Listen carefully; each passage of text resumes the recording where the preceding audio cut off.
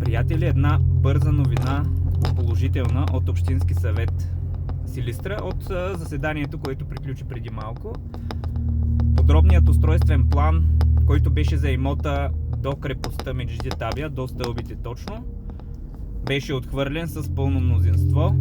А проблемът на този имот беше, че достъп по път реално до него няма, което би наложило автомобили и строителни машини да минават през стълбите на крепостта, което е пешеходна зона, и да нарушават естетиката и комфорта на всички нас.